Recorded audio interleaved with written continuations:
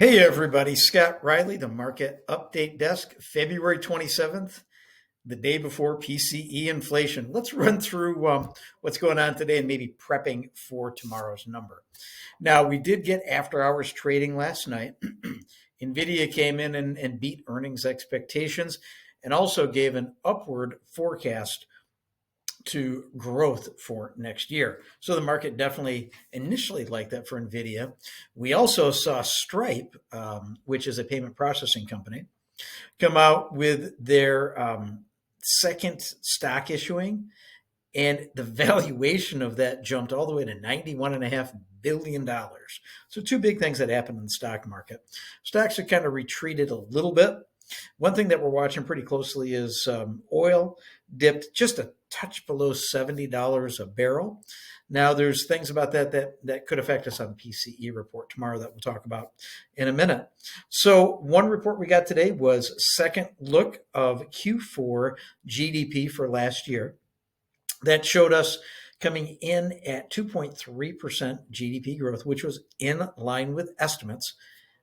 One of the items that bond traders ended up helping us with, they saw that the GDP has gone down from at the beginning of 2024 was a 3.1% GDP projection, and we ended up being 2.4. So the bond market actually rallied a little bit on that. One of the concerning parts is the prices paid component for fourth quarter rose by 4.2%, which was a big difference in the market expectation of up 2.4%. Prices paid component is that inflationary concern that's in materials and products. CoreLogic also reduced their loan performance insights, showing that delinquencies, contrary to what a lot of people are hearing, still are at very healthy levels historically. So mortgages that are 30 days or more delinquent reported at 3.1%. Now that was slightly higher than the last 4 months, but still historically extremely low. Those seriously delinquent or 90-plus day delinquent were reported at the very low end of 1%, which is in line with all of last year. Loans in foreclosure moved even lower from 0.3% to 0.2%. This is a multi-decade low, and the reason for that is the equity position.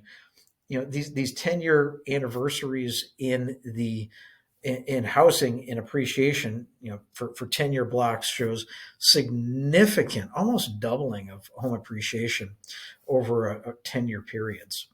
So what would happen is people that are in foreclosure aren't just going to walk away from the house, they're going to sell it because there's so much equity. And that's why you're not going to see a gigantic flood, as we've been talking about, of foreclosures that are on the market. Initial jobless claims higher to the upside than what was expected. So initial jobless claims came in at up 22,000 to 242,000. That's 20,000 more than what December was.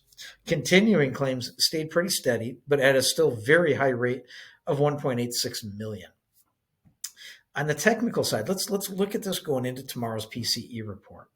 So mortgage bonds are trading in the middle of a very narrow range of support levels of 101.39 and 101.55.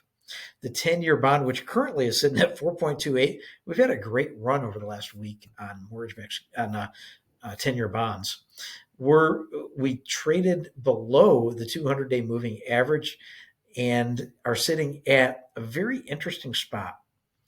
Tomorrow's PCE report, which the projections are for month over month to fall from 2.6 to 2.5%, and core inflation to fall from 2.8 to 2.6% year over year. When we look at one of the interesting things with NPCE is going to be oil prices. We've had lower days, but we've also had some higher days, and just the way that they input that number of gasoline, oil, utility costs within PCE does have a small chance of hurting us rather than helping us. So we've had a great run. Nobody knows where the numbers are going to come in tomorrow. We're in this very narrow range of trading.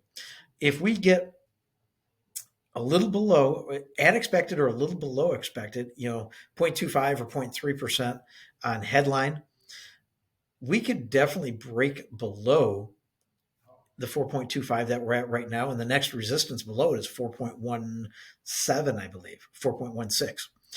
And also mortgage-backed securities. If we break above it, we've got another 25 basis points or so to run. But if it comes in slightly higher, like 0.4%, and you never know with this rounding, we've got room to the upside to potentially lose. So very interesting going into tomorrow. It's going to be really tight on which way this goes. We'll give you an update tomorrow, initially when the reports come out, and then we'll do a detailed breakdown tomorrow of all the PCE numbers later in the afternoon. Scott Riley, the Market Update Desk, is your original singular market news source for West Michigan. Give us a call. It's getting really busy out there with homes. We'll help you get pre-approved, 616-293-2189, and help find the best loan program for you. Let our 30 years of mortgage experience and market news knowledge be put to work for you. Take care. Have a great day.